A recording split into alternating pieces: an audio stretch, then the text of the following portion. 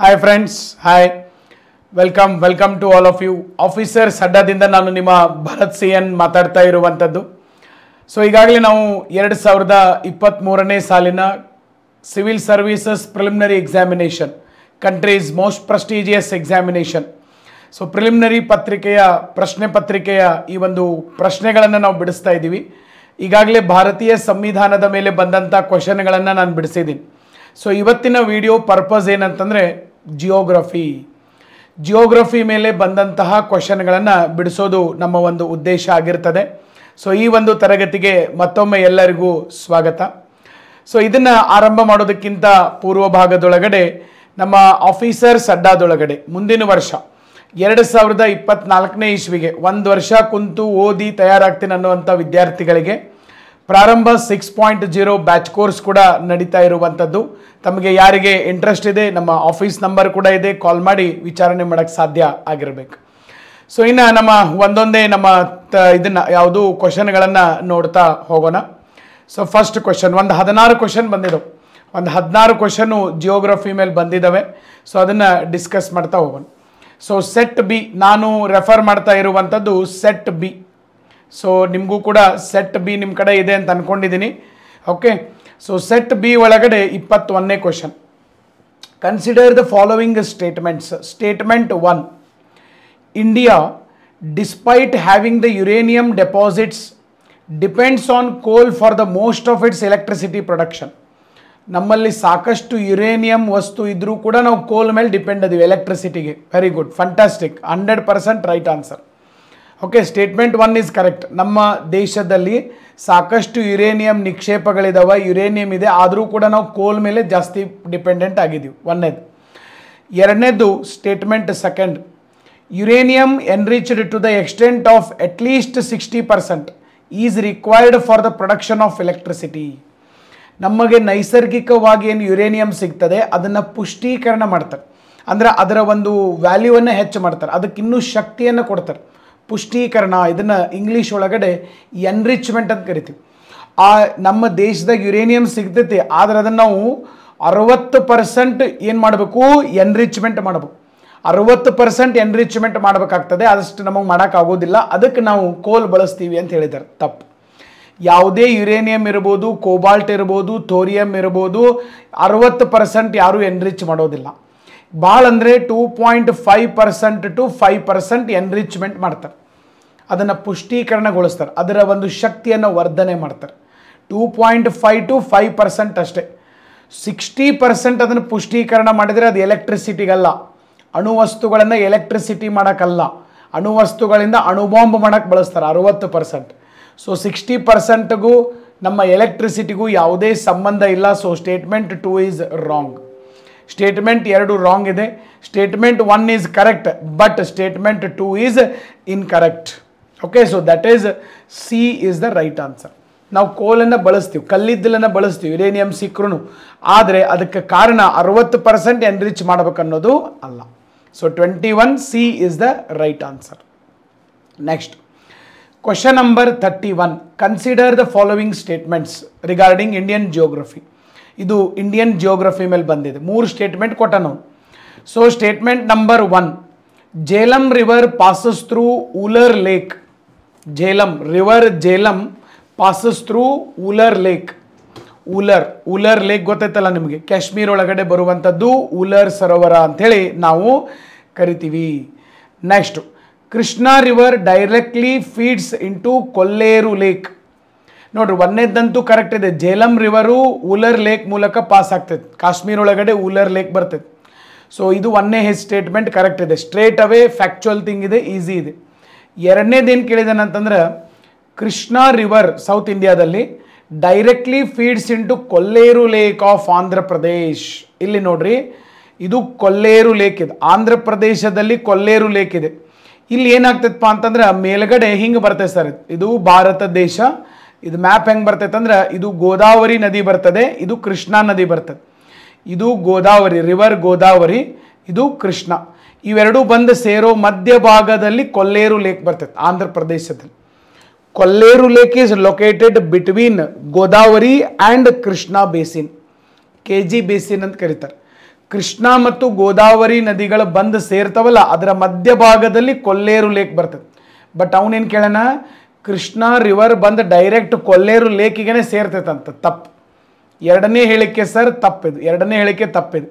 Krishna river directly ಬಂದು ಕೊಲ್ಲೇರು ಲೇಕಿಗೆ ಸೇರೋದಿಲ್ಲ. ಇದನ್ನೊಂದು ಸ್ವಲ್ಪ ನೆನ್ಪಿಟ್ಕೊಡ್ರಿ, ಯಾಕಂದ್ರೆ ಲೇಕ್ ಬಗ್ಗೆ ಭಾಳ ಸರ ಬರ್ತಾವೆ. ಒಮ್ಮೆ ಚಿಲ್ಕಾ ಸರೋವರದ ಬಗ್ಗೆ ಕೇಳೋಣ. 2019 IAS ಪ್ರಿಲಿಮ್ಸ್ ಒಳಗಡೆ ಪುಲಿಕಾಟ್ ಸರೋವರದ ಬಗ್ಗೆ ಕೇಳಿದನು. ಓಕೆ, ಪುಲಿಕಾಟ್ ಸರೋವರ ಆಂಧ್ರ ಮತ್ತು ತಮಿಳುನಾಡಿನ ಮಧ್ಯಭಾಗದಲ್ಲಿ ಬರ್ತದೆ.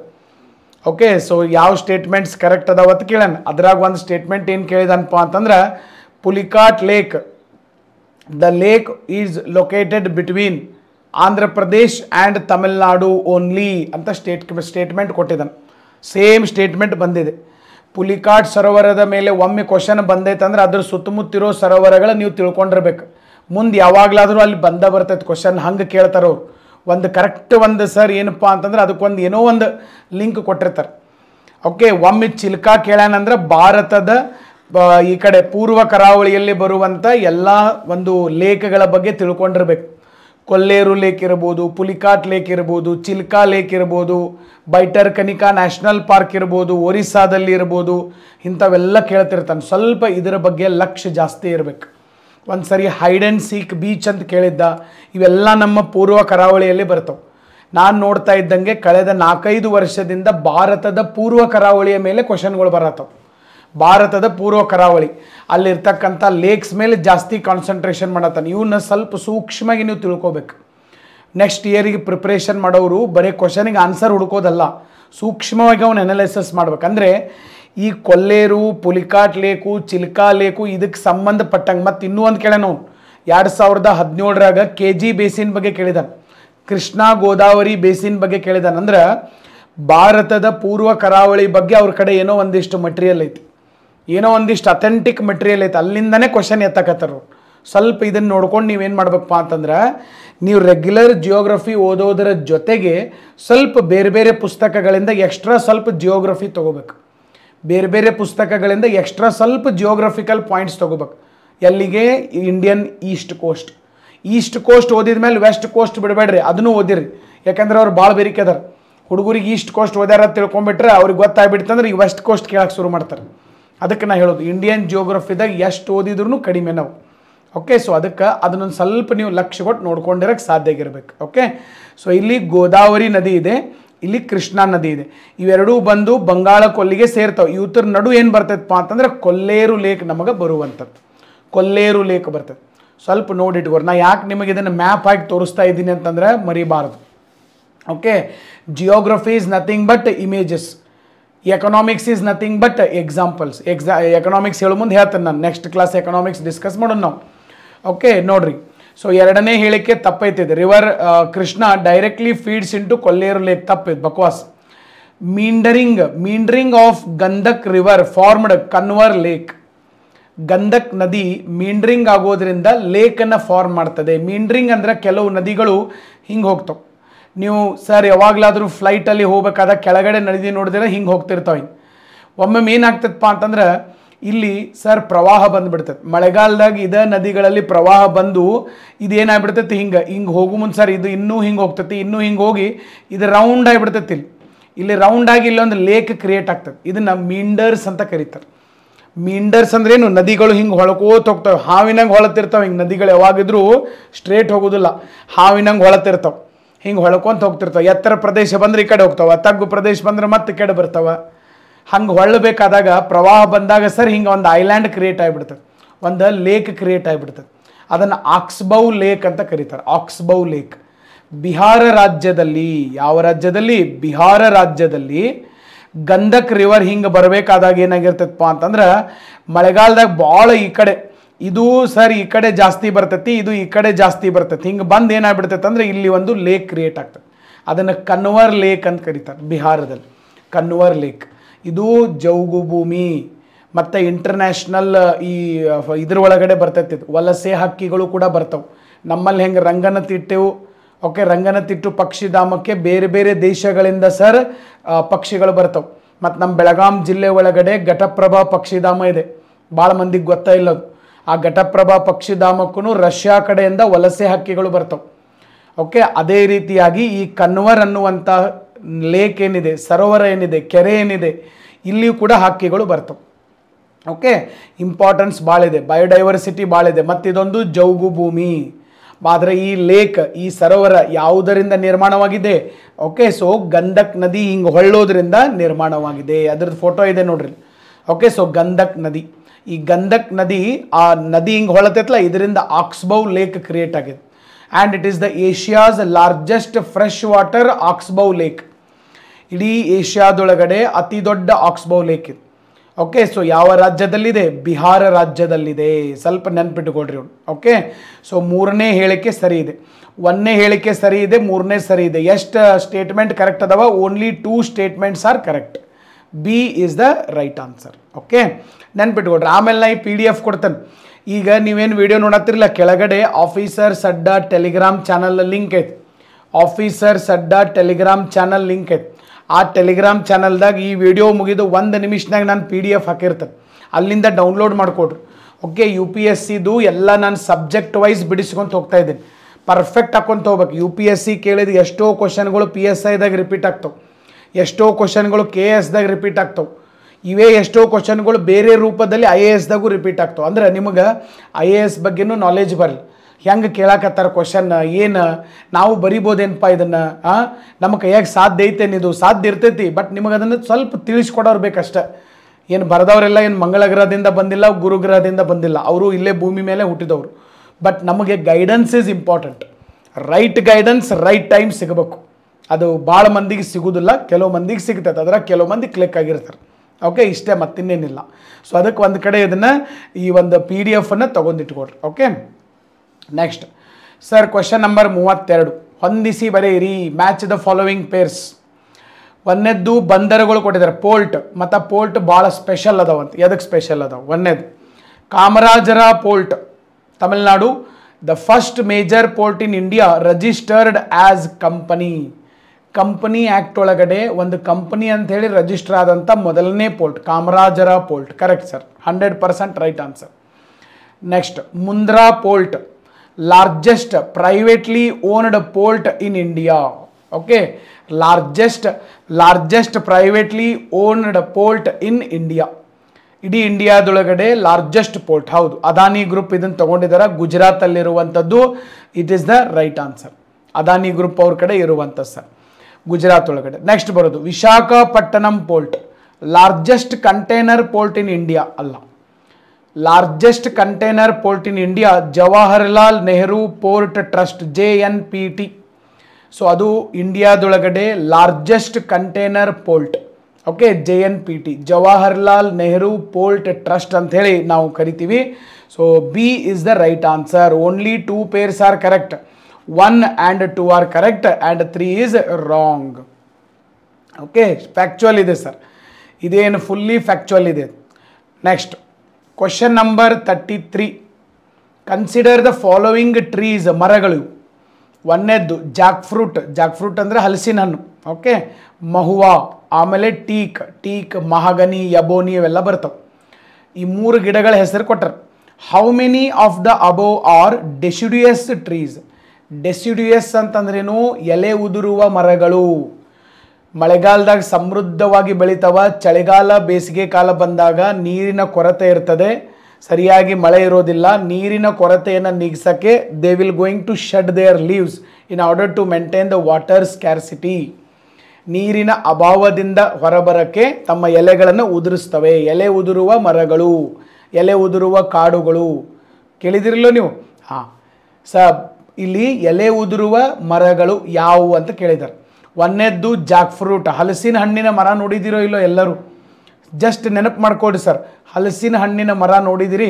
ಹಲಸಿನ ಹಣ್ಣಿನ ಎಲೆ ನೋಡಿದಿರಿ ಸರ್? ಎಷ್ಟು ದೊಡ್ಡ ಇರ್ತವೆ ಎಲೆಗಳ. ದೊಡ್ಡ ಇದ್ದಷ್ಟು ಅವು ಎವರ್ ಗ್ರೀನ್ ಫಾರೆಸ್ಟ್, ನಿತ್ಯ ಹರಿದ್ವರ್ಣದ ಮರಗಳು. ಎಲೆ ಅಗಲಿರ್ತದೆ, ಎಲೆ ಅಗಲಿದ್ದಷ್ಟು ನಿತ್ಯ ಹರಿದ್ವರ್ಣ. So Jack fruit ever green tree ಇದು. ಬಟ್ ಮಹುವಾ, ಟೀಕ್, ಸ್ಯಾಂಡಲ್ವುಡ್ ಇವೆಲ್ಲ ಡೆಸಿಡ್ಯೂಯಸ್ದಾಗ ಬರ್ತವೆ, ನೆನ್ಪಿಟ್ಕೋರಿ. ಯಾಕಂದ್ರೆ ನಾವು ಜಿಯೋಗ್ರಫಿ ಒಳಗೆ ಒಂದು ಚಾಪ್ಟರ್ ಓದ್ತೀವಿ, ಇದು ಸೇಮ್ ಡೈರೆಕ್ಟ್ NCERTಯಿಂದ ತೊಗೊಂಡಾರ ಸರ್. ಇದು ಏನು ಸರ್, ಎಲ್ಲಿ ದೊಡ್ಡ ಕ್ವಶನ್ ಭಾರಿ ದೊಡ್ಡ ಪುಸ್ತಕದಾಗ ತೊಗೊಂಬಂದಾರ ಅವ್ರು ಕ್ವಶನ್ ಪೇಪರ್ ತೆಗೆದಾರ ಇಲ್ಲ. ಇದು NCERT 11ನೇ ತರಗತಿ ಪುಸ್ತಕದಲ್ಲಿರುವಂಥ ಫಾರೆಸ್ಟ್ ಅನ್ನುವಂಥ ಚಾಪ್ಟರಿಂದ ತೊಗೊಂಡಾರ ಸರ್. ಓಕೆ, ಅದ್ರಾಗ ಉದಾಹರಣೆ ಕೊಟ್ಟಾರ. ನಿತ್ಯ ಹರಿದ್ವರ್ಣ ಕಾಡು ಅಂದರೆ ಏನು, ಅಲ್ಲಿ ಯಾವ್ಯಾವ ಮರಗಳು ಕಂಡು ಬರ್ತವೆ. ಎಲೆ ಉದುರುವ ಕಾಡುಗಳಂದ್ರೇನು, ಅಲ್ಲಿ ಯಾವ್ಯಾವ ಮರಗಳು, ಅಲ್ಲೇ ಇವು ಎಕ್ಸಾಂಪಲ್ಸ್ ಅದಾವೆ. ಓಕೆ, ಅಲ್ಲಿಂದ ತೊಗೊಂಡಿದ್ದಾರೆ. ಮಹುವಾ, ಟೀಕು, ಸ್ಯಾಂಡಲ್ವುಡ್ಡು, ಮಹಾಗನಿ ಇವೆಲ್ಲ ಸರ್ ನಮ್ಗೆ ಎಲ್ಲಿ ಬರ್ತಾವೆ, ಡೆಸಿಡ್ಯೂಯಸ್ ಫಾರೆಸ್ಟ್ನಾಗ ಬರ್ತಾವೆ, ಡೆಸಿಡ್ಯೂಯಸ್ ಟ್ರೀಸ್. ಸೊ ನಮಗೆ ಜಾಕ್ ಫ್ರೂಟ್ ಎವರ್ಗ್ರೀನ್ ಬರ್ತೈತೆ. ಒಂದೇದು ತಪ್ಪು, 2, 3 ಕರೆಕ್ಟ್ ಇದಾವೆ. Only 2 are correct. ಓಕೆ, ಇದೇನು ಭಾಳ ದೊಡ್ಡ ಎಲ್ಲಿಂದನೋ ಬೇರೆ ಗ್ರಹದಾಗಿಂದ ಕ್ವಶನ್ ಬಂದೈತೆ ಅನ್ಕೊಳಕ್ಕೆ ಹೋಗ್ಬೇಡ್ರಿ. ಅಗದಿ NCERT ಬೇಸಿಕ್ ಬಂದವು ಕ್ವಶನ್ಸು.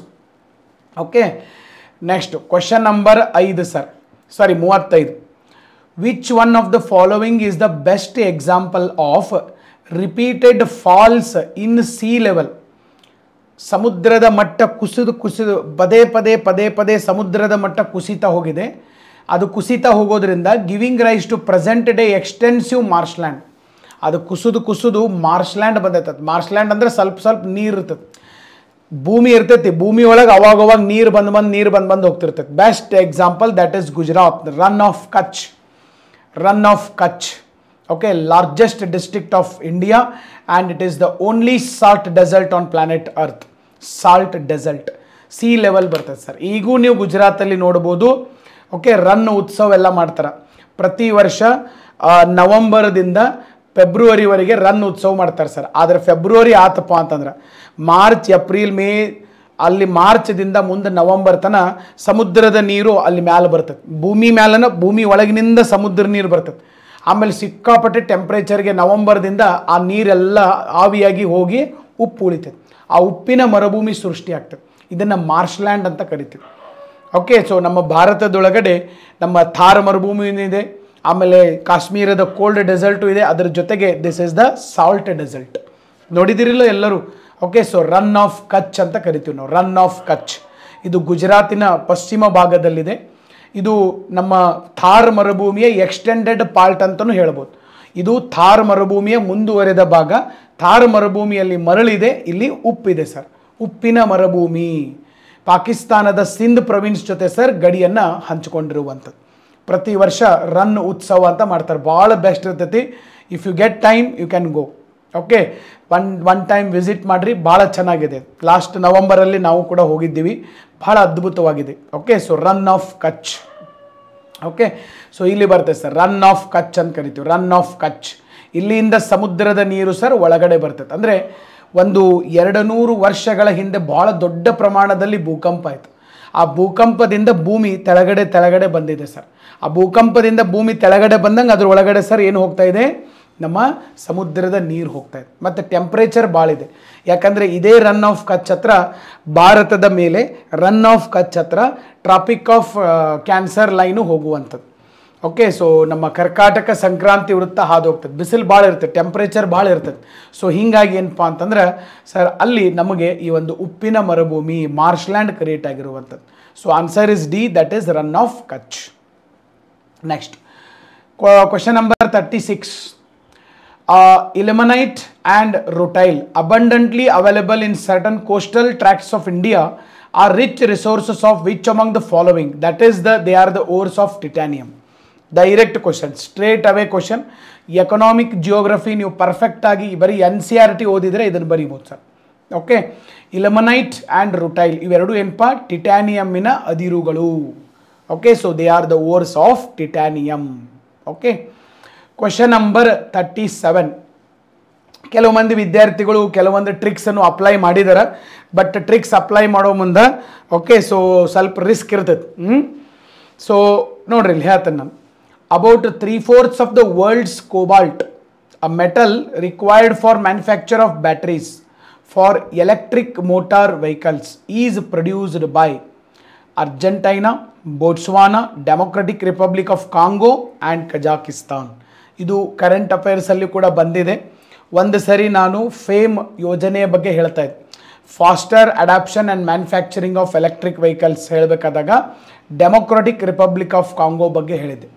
ಇಲ್ಲಿವರೆಗೂ ಆಫ್ರಿಕಾ ಅಂದರೆ ಎಲ್ಲರೂ ಮೂಗು ಮುರಿತಿದ್ರು, ಬಟ್ ಈಗ ಆಫ್ರಿಕಾ ಬಗ್ಗೆ ಎಲ್ಲರಿಗೂ ಕಾಳಜಿ ಬಂದಿದೆ. ಯಾಕಂದ್ರೆ ಬ್ಯಾಟ್ರಿ ತಯಾರು ಮಾಡಬೇಕಾದಾಗ ಬೇಕಾಗುವಂಥ ಕೋಬಾಲ್ಟು ಇವತ್ತು ಅಲ್ಲಿ ಭಾಳ ಸಿಗ್ತಾ ಇದೆ ಅಂತ ಹೇಳಿದ್ದೆ ನಾನು. ವರ್ಲ್ಡ್ ಜಿಯೋಗ್ರಫಿಯಲ್ಲೂ ಹೇಳಿದ್ದೆ, ಇವನ್ ನಮ್ಮ ಕರೆಂಟ್ ಅಫೇರ್ಸಲ್ಲಿ. So the right answer is democratic republic of Congo. Democratic republic of Congo. ಕೆಲವು ಜನ ವಿದ್ಯಾರ್ಥಿಗಳು ಹೆಚ್ಚಾಗಿ ಯಾವ ಆನ್ಸರ್ ಭಾಳ ಲಾಂಗ್ ಇರ್ತದೆ ಅದರ ರೈಟ್ ಆನ್ಸರ್ ಇರ್ತದೆ ಅಂತಲೂ ಕೆಲವು ಮಂದಿ ಹಾಕಿ ಬಂದಿದ್ದಾರೆ. But always it is not right answer. Longest answer will always be right answer ಅನ್ನೋದು ತಪ್ಪು. Always right answer will be right answer. Longest ಇದ್ದಿದ್ದನ್ನೇ ರೈಟ್ ಆನ್ಸರ್ ಇರೋದಿಲ್ಲ. Okay, but most of the time ಇರ್ತೈತಿ, ಬಟ್ ನಾಟ್ 100%. ಸೊ ಅದಕ್ಕೆ ಸ್ವಲ್ಪ ಯೋಚನೆ ಮಾಡಿ ಹಾಕಬೇಕು. Democratic republic of Congo. ಇಷ್ಟೀವರೆಗೆ ಆಫ್ರಿಕಾ ಅಂದರೆ ಎಲ್ಲರೂ ಮೂಗು ಮುರಿತಿದ್ರು. ಇವತ್ತು ಅಂಥ ಆಫ್ರಿಕಾದಲ್ಲೇ ಕೋಬಾಲ್ಟ್ ಸಿಗಾಕತ್ತೆ. ಎಲ್ಲರೂ ಆಫ್ರಿಕಾ ಕಡೆಗೆ ನೋಡ್ತಾ ಇದ್ದಾರೆ. Okay, so democratic republic of Congo. Next sir, question number 38 ಮತ್ತೆ ಬಂದೈತೆ. ಮತ್ತೊಂದು ಸರ್, ಆಫ್ರಿಕಾ ಮೇಲೆ ಮೊದಲ ಪ್ರೀತಿ ಭಾಳ. ಆಫ್ರಿಕಾ ಮೇಲೆ UPSC ಅವ್ರಿಗೆ ಭಾಳ ಪ್ರೀತಿ ಐತಿ, ಕ್ವಶನ್ ಭಾಳ ಕೇಳ್ತಾರ. Which one of the following is a part of the Congo basin? Congo ಅಂತ ಒಂದು ನದಿ ಐತಿ, ನಿಮಗೆ ಗೊತ್ತಿರ್ಬೇಕು. ಓಕೆ, ಸೊ ಎಲ್ಲಿಪ್ಪ ಅಂತಂದ್ರೆ ಇದು ನಮ್ಮ ಆಫ್ರಿಕಾ ಖಂಡದಲ್ಲಿ ಸರ್ ಬರ್ತದೆ. ಆಫ್ರಿಕಾ ಖಂಡದಲ್ಲಿ ಹಿಂಗೆ ಹರಿದು ಹಿಂಗೆ ಹೋಗ್ತದೆ. ಓಕೆ, ಕಾಂಗೋ ಇದು ಸಮಭಾಜಕ ವೃತ್ತವನ್ನು 2 ಬಾರಿ ಹಾಯ್ದು ಹೋದಂಥ ನದಿ. The only river which cuts the equator twice, that is river Congo. 2 ಬಾರಿ ಹಾಯ್ದು ಹೋದಂಥ ನದಿ. ಓಕೆ, ಇದನ್ನು ವರ್ಲ್ಡ್ ಜಿಯೋಗ್ರಫಿ ಹೇಳಬೇಕಾದಾಗ ನಾನು ಭಾಳ ಸರಿ ಹೇಳಿದ್ದೀನಿ, ಕಾಂಗೋ ನದಿ. ಸೊ ಈ ಕಾಂಗೋ ನದಿ ಏನೈತಲ್ಲ, ಇದನ್ನು ಜೈರೆ ಅಂತಲೂ ಕರೀತಾರೆ. ಮೊದಲು ಜೈರೆ ಅಂತ ಕರಿತಿದ್ರು, ಯಾಕಂದ್ರೆ ಜೈರೆ ಅಂತ ಒಂದು ಫಾರೆಸ್ಟ್ ಐತಿ, ಆ ಫಾರೆಸ್ಟ್ನಾಗ ಹುಡ್ತೈತೆ ಅದು. ಜೈರೆ ಫಾರೆಸ್ಟಲ್ಲಿ ಬರುವಂಥದ್ದು ಇದ್ರದ್ದು ಬೇಸಿನ್. ಈ ನದಿ ಹಾದು ಹೋಗಬೇಕಾದಾಗ ಎಲ್ಲೆಲ್ಲಿ ಹೋಗ್ತೈತಿ ಸರ್? ಒಂದನೇದ್ದು Nigeria, South Sudan, Uganda, Cameroon. ಇದು ನೋಡ್ರಿ, ಇಲ್ಲೇನಪ್ಪ ಅಂತಂದ್ರೆ ಕ್ಯಾಮರೂನು ಇಲ್ಲಿ ನೋಡ್ರಿ, ನೈಜೀರಿಯಾ ಇಲ್ಲಿ ಬರ್ತೈತಿ. ನೈಜೀರಿಯಾಕ್ಕೂ ಆಮೇಲೆ ಕಾಂಗೋ ನದಿಗೂ ಸಂಬಂಧ ಇಲ್ಲ. ಸೌತ್ ಸುಡಾನ್ ಇಲ್ಲಿ ಬರ್ತೈತೆ ಸರ್. ಆಮೇಲೆ ಉಗಾಂಡಾ ಇಲ್ಲಿ ಬರ್ತದೆ. ಓಕೆ, ಇನ್ನು ನೆಕ್ಸ್ಟ್ ಬರೋದು ಯಾವುದು? ಕ್ಯಾಮರೂನ್. ಕ್ಯಾಮರೂನ್ಗೆ ಸಂಬಂಧ ಇದೆ. ನೀವು ಒಂದು ಸ್ವಲ್ಪ ಆಫ್ರಿಕಾದ ಮ್ಯಾಪ್ ನೋಡಿದರೆ ನಿಮಗೆ ಗೊತ್ತಾಗ್ತದೆ. ಭಾಳ ಸರಿ ನಾವು ವರ್ಲ್ಡ್ ಜಿಯೋಗ್ರಫಿ ಡಿಸ್ಕಸ್ ಮಾಡಬೇಕಾದಾಗ ಸಿಕ್ಕಾಪಟ್ಟೆ ಡಿಸ್ಕಸ್ ಮಾಡಿದ್ದೀವಿ. ಅಲ್ಲಿ ಕಾಂಗೋ ನದಿ ಬಗ್ಗೆ ಡಿಸ್ಕಸ್ ಮಾಡಿದ್ದೀವಿ. ಉಗಾಂಡಾ, ರವಾಂಡಾ, ತಾಂಜೇನಿಯಾದ ನಡುವೆ ವಿಕ್ಟೋರಿಯಾ ಸರೋವರದ ಬಗ್ಗೆ ಚರ್ಚೆ ಮಾಡಿದ್ದೀವಿ. ಇದೇ ಸಮಭಾಜಕ ವೃತ್ತದ ಮೇಲಿರುವಂಥ ಮೌಂಟ್ ಕೀನ್ಯಾದ ಬಗ್ಗೆ ನೋಡಿದ್ದೀವಿ. ಅದನ್ನು ನೋಡಬೇಕಾದಾಗ ಆಮೇಲೆ ಈ ವರ್ಷ ಇನ್ನೂ ಅಂತಂತಂದ್ರೆ ಸೌತ್ ಸುಡಾನ್ ನ್ಯೂಸ್ನಾಗೆ ಈಗ ಜಸ್ಟ್ ಬರೀ ಒಂದು 15-20 ದಿವಸದ ಹಿಂದೆ ಕರೆಂಟ್ ಅಫೇರ್ಸ್ನಾಗ ಸೌತ್ ಸುಡಾನ್ ಮ್ಯಾಪ್ ಹಾಕಿ ಎಲ್ಲ ತೋರಿಸಿದ್ದೀನಿ ನಾನು.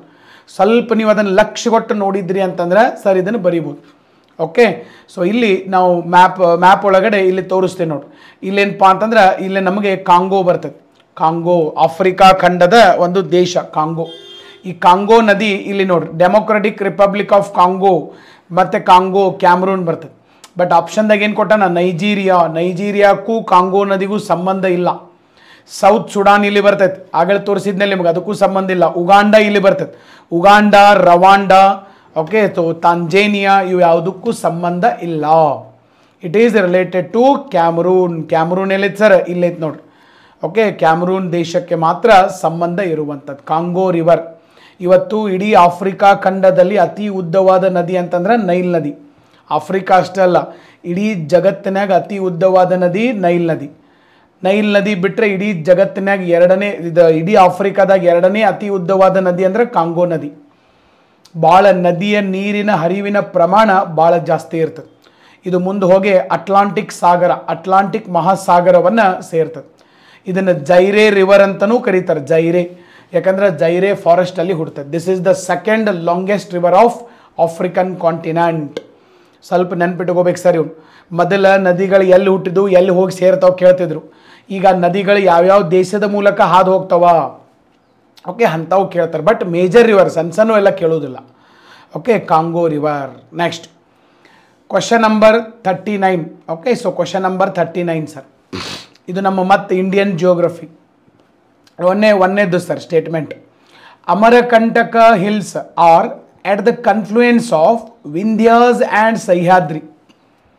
ಓಕೆ, ಅಮರಕಂಟಕ ಬೆಟ್ಟಗಳು ವಿಂಧ್ಯ ಮತ್ತು ಸಹ್ಯಾದ್ರಿ ಪರ್ವತ ಶ್ರೇಣಿಗಳು ಸೇರೋ ಜಾಗದಲ್ಲಿ ಬರ್ತಾವಂತ. ಎಂಥ ಬಕ್ವಾಸ್ ಐತಪ್ಪ ಅಂತಂದ್ರೆ ಇಲ್ಲಿ ನೋಡ್ರಿ, ಇದು ಭಾರತ ದೇಶ. ಓಕೆ, ವಿಂಧ್ಯ ಪರ್ವತ ಶ್ರೇಣಿಗಳು ಇಲ್ಲಿ ಬರ್ತಾವೆ ಸರ್. ವಿಂಧ್ಯಾಸ್ ಮಧ್ಯಪ್ರದೇಶ ಕಡೆ ಬರ್ತಾವೆ. ಸಹ್ಯಾದ್ರಿ ಪರ್ವತ ಶ್ರೇಣಿಗಳು ಅಂತಂದ್ರೆ ಮಹಾರಾಷ್ಟ್ರದಲ್ಲಿರುವಂಥ ಪಶ್ಚಿಮ ಘಟ್ಟಗಳನ್ನು ಸಹ್ಯಾದ್ರಿ ಅಂತ ಕರೀತಾರೆ. ಮಹಾರಾಷ್ಟ್ರದಾಗ ಪಶ್ಚಿಮ ಘಟ್ಟಗಳನ್ನು. ಮಹಾರಾಷ್ಟ್ರ ಎಲ್ಲಿ ಬಂತು? ಇಲ್ಲಿ ಬಂತು ಸರ್. ಓಕೆ, ಇಲ್ಲಿ ಸಹ್ಯಾದ್ರಿ ಅದಾವ, ಇಲ್ಲಿ ನಮಗೆ ಯಾವುದವ ವಿಂಧ್ಯ ಪರ್ವತ ಶ್ರೇಣಿಗಳು. ಇವೆರಡು ಕೂಡಾಕರ ಸಾಧ್ಯತೆ. ಇದು ಮಧ್ಯಪ್ರದೇಶದಾಗ ಐತಿ, ಇದು ಮಹಾರಾಷ್ಟ್ರದಾಗ ಐತಿ. ಇವೆರಡು ಕೂಡಕ್ಕೆ ಸಾಧ್ಯನೇ ಇಲ್ಲ. ಅವೆರಡೂ ಕೂಡೋದ್ರಾಗ ನಡು ಅಮರಕಂಟಕ ಬರ್ತೈತೆ ಅಂತ. ಅಂದರೆ ಒಂದೇ ಸ್ಟೇಟ್ಮೆಂಟ್ ಭಾರಿ ಬಕ್ವಾ ಸ್ಟೇಟ್ಮೆಂಟ್ ಇದು.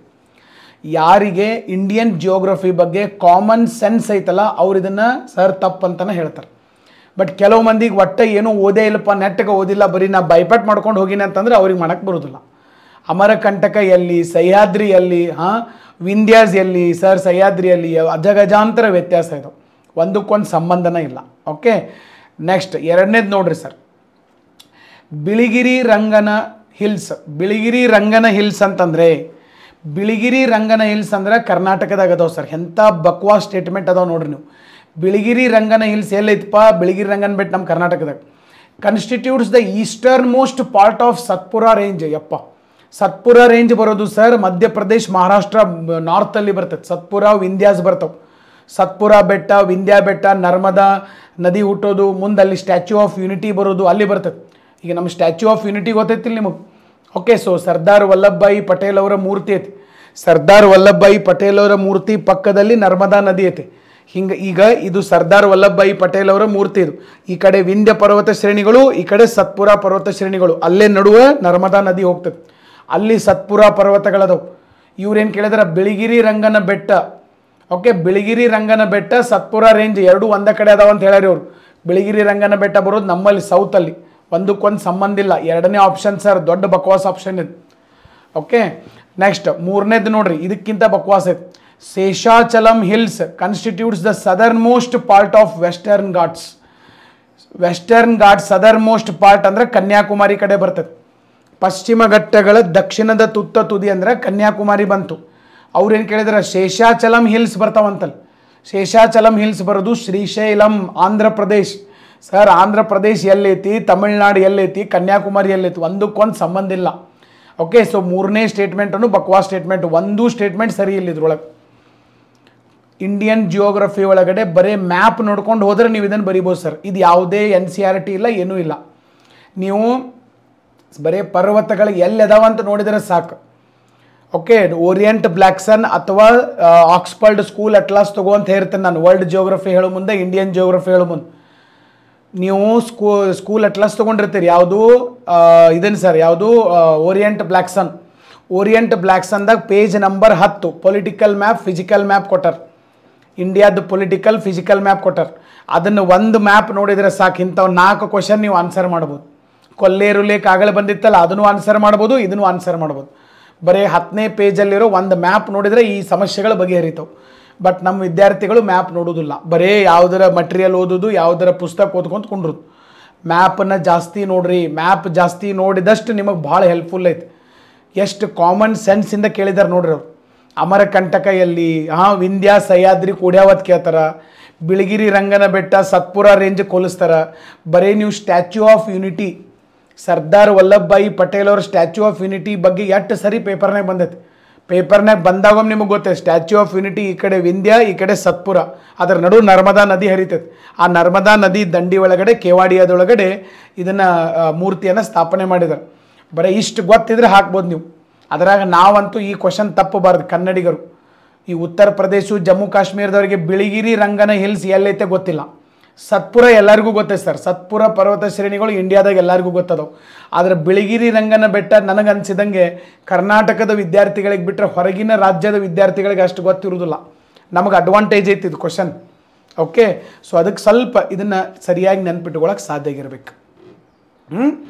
ನೆಕ್ಸ್ಟ್ ಇಲ್ಲಿ ನೋಡ್ರಿ, ಇಲ್ಲಿ ಏನು ಬರ್ತೈತಪ್ಪ ಅಂತಂದ್ರೆ ವಿಂಧ್ಯ. ಇಲ್ಲಿ ನೋಡ್ರಿ ವಿಂಧ್ಯ ಬರ್ತೈತಿ, ಇಲ್ಲಿ ಸತ್ಪುರ ಬರ್ತೈತಿ. ಓಕೆ, ವಿಂಧ್ಯ ಸತ್ಪುರ ಇಲ್ಲಿಂದನೇ ಸರ್ ನಮಗೆ ನರ್ಮದಾ ಮತ್ತು ತಾಪಿ ನದಿಗಳು ಹುಟ್ಟುವಂಥದ್ದು. ಸತ್ಪುರ ವೆಸ್ಟರ್ನ್ ಘಾಟ್ಸ್ ಈ ಕಡೆ ಸಹ್ಯಾದ್ರಿ ಬರ್ತದೆ. ಸಹ್ಯಾದ್ರಿ ಅಂದರೆ ಇಲ್ಲಿ ನೋಡ್ರಿ ಕೊಲ್ಲಾಪುರದಿಂದ ಮೇಲೆ ಸಹ್ಯಾದ್ರಿ ತೋರಿಸಿದ್ದಾರೆ. ಪಶ್ಚಿಮ ಘಟ್ಟಗಳನ್ನು ಯಾವುದು ಮಹಾರಾಷ್ಟ್ರದಲ್ಲಿ ಸಹ್ಯಾದ್ರಿ ಅಂತ ಕರಿತೀವಿ. ಒಂದೊಂದು ಕಡೆ ಒಂದೊಂದು ಹೆಸರಿನಿಂದ ಕರಿತೀವಿ ಸರ್. ಸಹ್ಯಾದ್ರಿ, ಕಾರ್ಡಮಮ್ ಬೆಟ್ಟಗಳು, ಓಕೆ. ಆಮೇಲೆ ನೆಕ್ಸ್ಟು ನೀಲಗಿರಿ ಬೆಟ್ಟಗಳು, ಬೇರೆ ಬೇರೆ ರೀಜನಲ್ ನೇಮ್ಸ್ ಅದಾವೆ. ಓಕೆ, ನರ್ಮದಾ. ಆಮೇಲೆ ಇದು ಇನ್ನೊಂದು ಏನಪ್ಪ ಅಂತಂದ್ರೆ ಅಮರಕಂಟಕ, ಇದು ಭಾಳ ಫೇವ್ರೇಟ್ ಏರಿಯಾನ UPSC ಅವ್ರಿಗೆ ಈಗ ಹೇಳ್ತೀನಿ ನಾನು. ಯಾಕಂದ್ರೆ ಈಗ 3 ವರ್ಷದಿಂದ ಓಂಕಾರೇಶ್ವರ ಕೇಳಿದರು. ಈ ನರ್ಮದಾ ನದಿ ದಂಡೆ ಮೇಲೆನ ಓಂಕಾರೇಶ್ವರ ಬರ್ತೈತಿ. Omkareshwar is also one of the jyotirlinga in India. Okay, ನಮಗೆ ಸೋಮನಾಥ ದೇವಾಲಯ ಇರ್ಬೋದು, ದ್ವಾರಕಾ ಇರ್ಬೋದು, ಇವೇನು ಜ್ಯೋತಿರ್ಲಿಂಗ ಅದಾವಲ್ಲ, ಹಂಗೆ ಸೇಮ್ ಓಂಕಾರೇಶ್ವರ ಒಂದು ಜ್ಯೋತಿರ್ಲಿಂಗ ಇದು. ನೆನ್ಪಿಟ್ಕೋಬೇಕಿದನ್ನು. ಈ Amarkantak plateau, Amarkantak ಹೆಂಗೈತಪ್ಪ, radial drainage pattern ಐತಿ. ಅಮರಕಂಟಕ ಎತ್ತರ ಐತಿ, ಅಲ್ಲಿ ಮಳೆ ಆಗೋದ್ರಿಂದ ಎಲ್ಲ ಕಡೆಗೆ ನದಿಗಳು ಹೋಗ್ತಾವೆ. ಒಂದು ಕಡೆಗೆ ನರ್ಮದಾ ನದಿ ಬಂದು ನಮ್ಮ ಅರಬ್ಬಿ ಸಮುದ್ರವನ್ನು ಸೇರ್ತೈತಿ, ಇನ್ನೊಂದು ಕಡೆಗೆ ಸೋನ್ ನದಿ ಹೋಗಿ ಗಂಗಾ ನದಿಯನ್ನು ಸೇರ್ತೈತಿ. ರೇಡಿಯಲ್ ಡ್ರೈನೇಜ್ ಪ್ಯಾಟರ್ನ್ ಸಿಸ್ಟಮ್ ಅಂತ ಕರೀತಾರೆ. ಓಕೆ, ರೇಡಿಯಲ್ ಆಗಿ ಎಲ್ಲ ಕಡೆ ನದಿಗಳು ಹೋಗುವಂಥದ್ದು. ಇದೊಂದು ಸ್ವಲ್ಪ ನೆನ್ಪಿಟ್ಕೋರಿ. ನರ್ಮದಾ, ಸತ್ಪುರ, ತಾಪಿ, ವಿಂಧ್ಯ, ಇದ್ರ ಮೇಲೆ ಕ್ವಶನ್ ಭಾಳ ಕೇಳ್ತಾರೆ. ಓಂಕಾರೇಶ್ವರ ಇದು UPSC ಅವರಿಗೆ ಹಾಟ್ ಟಾಪಿಕ್. ಅದಕ್ಕೆ ನೀವು ಸರ್ 2024 ಮುಂದಿನ ವರ್ಷ ಪ್ರಿಪೇರ್ ಆಗೋರು ನೀವು ಏನು ಮಾಡಬೇಕಪ್ಪ ಅಂತಂದ್ರೆ ಸಾಧ್ಯ ಆದಷ್ಟು ಈ ಏರಿಯಾ ಮೇಲೆ ಜಾಸ್ತಿ ಕಾನ್ಸಂಟ್ರೇಷನ್ ಮಾಡಬೇಕು. Next question number 66, easy question ಇದೆ sir. Statement 1, Switzerland is one of the leading exporter of gold in terms of value, not in terms of volume ಅಲ್ಲ, value. Switzerland sir highest value of exporter ಇದೆ ಗೋಲ್ಡ್ಗೆ. Very good, correct. Second, Switzerland has the second largest gold reserve in India. Second largest gold reserve sir ಇಲ್ಲೆಲ್ಲ, America ಎಲ್ಲ ಭಾಳ ಅದಾವ, ಇಲ್ಲೆಲ್ಲ ಇಲ್ಲ sir. Okay, so second statement ತಪ್ಪಿದೆ. Statement 1 is correct and statement 2 is incorrect. C is the right answer. Highest gold reserves sir. Okay, 2023 data ಪ್ರಕಾರ highest gold reserve ಇರುವಂಥದ್ದು United States. ಅದನ್ನು ಬಿಟ್ಟರೆ Germany, Italy, France, Russia, China, ಆಮೇಲೆ Switzerland ಬರ್ತೈತೆ sir. Switzerland ಇಲ್ಲಿ ಬರ್ತೈತೆ, ಇವ್ರು ಅಲ್ಲೇ ಮುಂದೆ ಕೊಟ್ಟಿದ್ದಾರೆ ಸ್ವಿಟ್ಜರ್ಲ್ಯಾಂಡ್. ಓಕೆ, ನೆಕ್ಸ್ಟ್ ಭಾಳ easy question sir, most predictable question. ಈ ಕ್ವಶನ್ ಯಾರಾದರೂ ಬಿಟ್ಟು ಬಂದಿದ್ರೆ ಮತ್ತು ನಾವಿನ್ನೇನು ಹೇಳಕ್ಕೆ ಬರೋಂಗಿಲ್ಲ, ಅವ್ರಿಗೆ ಒಂದೇ ಹೇಳಬೇಕು, wish you many happy returns of the day. ಯಾಕಂದ್ರೆ ಸರ್ 1 ವರ್ಷದಿಂದ ನನಗೆ ನಿಮಗಲ್ಲ ಎಲ್ಲರಿಗೂ ಗೊತ್ತೈತಿ ಉಕ್ರೇನ್ ರಷ್ಯಾ ವಾರ್ ನಡೆಯಕತ್ತೈತಿ. ಉಕ್ರೇನ್ ಬಗ್ಗೆ ಕ್ವಶನ್ ಬರಲೇಬೇಕು. ಮ್ಯಾಪ್ ಒಳಗಡೆ ಬಂದೈತದ. ಉಕ್ರೇನ್ ಜೊತೆಗೆ ಬಾರ್ಡರ್ ಶೇರ್ ಮಾಡ್ಕೊಂಡವ್ರು ಯಾರು? ಬಲ್ಗೇರಿಯಾ, ಚೆಕ್ Republic, Hungary, Latvia, Lithuania, Romania. ಇಲ್ಲಿ ಏನೂ ತಲೆ ಓಡಿಸೋ ಅವಶ್ಯಕತೆ ಇಲ್ಲ. ಸರಿಯಾಗಿ ಯಾರು ಉಕ್ರೇನ್ ಮ್ಯಾಪ್ ನೋಡಿರ್ತಾರೆ ಅವ್ರಿಗೆ ಗೊತ್ತೈತೆ ಸರ್. ಓಕೆ, ಸೊ ಇಲ್ಲಿ ಹಂಗೇರಿ ಮತ್ತು ರೊಮೇನಿಯಾ ಎರಡೂ ದೇಶಗಳು ಸರ್ ಇದನ್ನು ಕೊಟ್ಟಿದ್ದವು. ಓಕೆ, ಲ್ಯಾಂಡ್ ಬಾರ್ಡರ್ ಇದಾವೆ ಉಕ್ರೇನ್ ಜೊತೆಗೆ. ಈ ಲ್ಯಾಟ್ವಿಯಾ, ಲಿಥುವಾನಿಯಾ ಇವೆಲ್ಲ ಆ ಕಡೆ ಬರ್ತಾವೆ. ಎಲ್ಲಿ? ಯುರೋಪ್ದಾಗ ಬರ್ತಾವೆ. ಯುರೋಪ್ದಾಗ ಬಾಲ್ಟಿಕ್ ಸಿ ಕಡೆ ಬರ್ತಾವೆ, ಎಲ್ಲ ಬಾಲ್ಟಿಕ್ ಸಮುದ್ರದ ಕಡೆಗೆ ಬರ್ತಾವೆ. ಓಕೆ, ಸೊ 4, 5 ಅಂತೂ ದೊಡ್ಡ ಬಕವಾಸ ನಾವು. ಸೊ ಅದಕ್ಕಾಗಿ sir only 2 is correct. Only 2 Ukraine ಜೊತೆಗೆ ಬಾರ್ಡರ್ ಶೇರ್ ಮಾಡಿದಂಥವು ಯಾವಪ್ಪ? ಹಂಗೇರಿ ಮತ್ತು ರೊಮೇನಿಯಾ. ಇಲ್ಲಿ ನೋಡ್ರಿ ಸರ್, ಇದು ಉಕ್ರೇನ್ ಇದು. ಈ ಉಕ್ರೇನ್ ಜೊತೆಗೆ ಹಂಗೇರಿ ಬಾರ್ಡರ್ ಇದೆ ಸರ್. ಇಲ್ಲಿ ನೋಡ್ರಿ, ಇಲ್ಲಿ ಹಂಗೇರಿ, ಇದು ಹಂಗೇರಿ, ಆಮೇಲೆ ಇದು ರೊಮೇನಿಯಾ. ಭಾಳ ಎತ್ತಿದು. ನಮ್ಮ ಕರ್ನಾಟಕದಿಂದ ಹೋದಂಥ ವಿದ್ಯಾರ್ಥಿಗಳು ಅಲ್ಲಿ ಸಿಕ್ಕಾಕೊಂಡಿದ್ರು. ಕೆಲವು ಮಂದಿ ಪೋಲೆಂಡ್ಗೆ ಬಂದರು, ಕೆಲವು ಮಂದಿ ರೊಮೇನಿಯಾಗೆ ಬಂದರು, ಕೆಲವು ಮಂದಿ ಬೆಲರಸ್ಗೆ ಹೋದರು. ಅಲ್ಲಿಂದ ಅವ್ರನ್ನೆಲ್ಲ ಏರ್ ಲಿಫ್ಟ್ ಮಾಡಿದರು. ಅವಾಗೆಲ್ಲ ಭಾಳ ನ್ಯೂಸ್ನಾಗ ಇದ್ದು ಇವು. ಸರಿಯಾಗಿ ಬರೀ ಅವಾಗ ಒಂದೆರಡು ಸರಿ ಉಕ್ರೇನ್ ಮ್ಯಾಪ್ ನೋಡ್ರೆ ಸಾಕಿದನ್ನು ಆನ್ಸರ್ ಮಾಡ್ಬೋದು. ಉಕ್ರೇನ್ ನ್ಯೂಸ್ನಾಗ ಐತಂದ ಮೇಲೆ ಸರ್ ನೀವು ನೋಡಲೇಬೇಕು. ಕೆಲವು ಮಂದಿ ಕೇಳ್ಬೋದು, ಸರ್ ಯಾವ್ದು ಬೇಕಾದ ದೇಶದ ಹಿಂಗೆಲ್ಲ ಕೇಳ್ರೆ ನಾವು ಹೆಂಗೆ ನೆನ್ಪಿಟ್ಕೊಳ್ಳೋದು? ಯಾವ್ದು ಬೇಕಾದ ದೇಶದ ಒಟ್ಟ ಕೇಳೋದಿಲ್ಲ. ಇಡೀ ವರ್ಷ ಪೂರ್ತಿ ಯಾವ ದೇಶ ನ್ಯೂಸ್ನಾಗ ಐತಲ್ಲ ಅವ್ರದ್ದಷ್ಟೇ ಕೇಳ್ತಾರೆ, ಉಳಿದವ್ರದ್ದು ಕೇಳೋದಿಲ್ಲ ಸರ್. ಓಕೆ, ಸ್ವಲ್ಪ ನೀವು ನೆನ್ಪಿಟ್ಕೊಂಡ್ರಿ. Next question number 72. ಇಲ್ಲಿ ನೋಡಿ sir, with reference to the earth's atmosphere which among the following statements are correct? Is correct. Earth atmosphere compare ಮಾಡಿದಾಗ ಯಾವ ಸ್ಟೇಟ್ಮೆಂಟ್ ಕರೆಕ್ಟ್ ಆಯ್ತು? ಓಕೆ, 1ನೇ ಸ್ಟೇಟ್ಮೆಂಟ್ ಏನಪ್ಪ? The total amount of insolation ಅಂತಂದರೆ incoming solar radiation received at the equator is ರಫ್ಲಿ about 10 times of that received at the poles. ನೋಡ್ರಿ, ಈಗ ಇಲ್ಲಿ ಭೂಮಿ ಮೇಲೆ ಸೂರ್ಯನ ಬೆಳಕು ಅತಿ ಹೆಚ್ಚು ಬರೋದು ಸಮಭಾಜಕ ವೃತ್ತದಲ್ಲಿ, ಅತಿ ಕಡಿಮೆ ಬರೋದು ಧ್ರುವ ಪ್ರದೇಶಗಳಲ್ಲಿ ಬರ್ತೈತೆ. ಯಾಕಂದ್ರೆ ಕಿರಣಗಳು ಓರೆಯಾಗಿ ಹೋಗ್ತಾವೆ. ಓಕೆ, ಬಟ್ ಅವನೇನು ಕೇಳೇನ, ಸಮಭಾಜಕ ವೃತ್ತಗಳಲ್ಲಿ ಏನು ಸೂರ್ಯನ ಬೆಳಕು ಬರ್ತೈತಲ್ಲ, ಈ ಧ್ರುವ ಪ್ರದೇಶಗಳಲ್ಲಿ ಬರೋದಕ್ಕಿಂತ ಇಲ್ಲಿ 10 ಪಟ್ಟು ಜಾಸ್ತಿ ಇರ್ತೈತಂತ. ಅದು ಎಷ್ಟು ಪಟ್ಟು ಜಾಸ್ತಿ ಅನ್ನೋದು ನಾವು ಯಾವುದೇ ಪುಸ್ತಕದಲ್ಲಿ ಓದನೇ ಇಲ್ಲ. ಯಾವುದೇ ಪುಸ್ತಕದಲ್ಲಿ ನಾವು ಓದಿಲ್ಲ, ನಿಮಗೂ ಯಾರೂ ಕಲಿಸೋಕ್ಕೆ ಸಾಧ್ಯನೇ ಇಲ್ಲ. 10 ಪಟ್ಟು 20 ಪಟ್ಟು ಇಲ್ಲ, ಅಲ್ಲಿ ಜಾಸ್ತಿ ಇರ್ತದೆ ಕಂಪೇರ್ ಟು ಪೋಲ್ಸ್. ಧ್ರುವ ಪ್ರದೇಶಗಳಿಗೆ ಕಂಪೇರ್ ಮಾಡಿದರೆ ಸಮಭಾಜಕ ವೃತ್ತದಲ್ಲಿ ಜಾಸ್ತಿ ಇರ್ತೈತೆ ಅಷ್ಟೇ. ಅದು 10 ಪಟ್ಟು ಜಾಸ್ತಿ ಐತಿ, 20 ಪಟ್ಟು ಜಾಸ್ತಿ ಐತಿ ಇಲ್ಲ. ಓಕೆ, ಜಾಸ್ತಿ ಇರ್ತೈತೆ ಅಷ್ಟೇ. ಬಟ್ ಅದು ಎಷ್ಟು ಪಟ್ಟು ಹೇಳಕ್ಕೆ ಬರೋದಿಲ್ಲ. ಅದು ಸೀಸನ್ ಮೇಲೂ ಚೇಂಜ್ ಹಾಕ್ಕೊಂತ ಹೋಗ್ತದೆ. ಯಾಕಂದ್ರೆ ಸೂರ್ಯನ ನೇರವಾದ ಕಿರಣಗಳು ಯಾವಾಗಲೂ ಸಮಭಾಜಕ ವೃತ್ತದ ಮೇಲೆ ಬೀಳುವುದಿಲ್ಲ. ಅವು ಕರ್ಕಾಟಕ ಸಂಕ್ರಾಂತಿ ಹೋಗ್ತಾವೆ, ಮಕರ ಸಂಕ್ರಾಂತಿ ಬರ್ತಾವೆ, ಮತ್ತು ಚಳಿಗಾಲ ಮಳೆಗಾಲ ಸೀಸನ್ಸ್ ಎಲ್ಲ ಆಗಬೇಕಲ್ಲ. ಸೊ ಅದಕ್ಕಾಗಿ 10 ಪಟ್ಟು ಅನ್ನೋದು ತಪ್ಪು. ಸೊ 1ನೇ ಆಪ್ಷನ್ ಸರ್ ರಾಂಗ್. ಎರಡನೇದು, ಇನ್ಫ್ರಾರೆಡ್ ರೇಸ್ ಕನ್ಸ್ಟಿಟ್ಯೂಟ್ಸ್ ರಫ್ಲಿ 2/3 ಆಫ್ ದ ಇನ್ಸೋಲೇಷನ್. ಅದರಾಗ 2/3 ಬರೀ ಇನ್ಫ್ರಾರೆಡ್ ರೇಡಿಯೇಷನ್ನ ಇರ್ತಾವೆ. ಇಲ್ಲ, ಇನ್ಫ್ರಾರೆಡ್ ರೇಡಿಯೇಷನ್ನು ಒಂದು ಇರ್ತೈತೆ ಅದರೊಳಗೆ. ಓಕೆ, ವಿಸಿಬಲ್ ಲೈಟ್ ಒಳಗಡೆ. ಸೊ ಹೀಗಾಗಿ 2/3 ಅಂದ್ರೆ ಭಾಳ. ಹಂಗೆ ಇನ್ಫ್ರಾರೆಡ್ ರೇಡಿಯೇಷನ್ ಇರುವುದಿಲ್ಲ, ಅಷ್ಟು ಪ್ರಮಾಣದಲ್ಲಿ ಇರುವುದಿಲ್ಲ. Next, infrared waves are largely absorbed by the water vapour that is concentrated in the lower atmosphere. ಇದನ್ನು ನೋಡ್ರಿ. ಈಗ ಸೂರ್ಯನಿಂದ ಶಾಖ ಶಕ್ತಿ ಬರ್ತೈತೆ ಅಲ್ಟ್ರಾವೈಲೆಟ್ ಕಿರಣಗಳ ರೂಪದಲ್ಲಿ. ಭಾಳ ಸರಿ ನಾನು ಇದನ್ನು ಹೇಳಿದ್ದೀನಿ. ಗ್ಲೋಬಲ್ ವಾರ್ಮಿಂಗ್ ಹೇಳಬೇಕಾದಾಗ ನಾನು ಹೇಳಿದ್ದೀನಿ ಸರ್. ಇದನ್ನು ಎಷ್ಟು ಜನ ಲಕ್ಷ ಕೊಟ್ಟರೋ ಗೊತ್ತಿಲ್ಲ.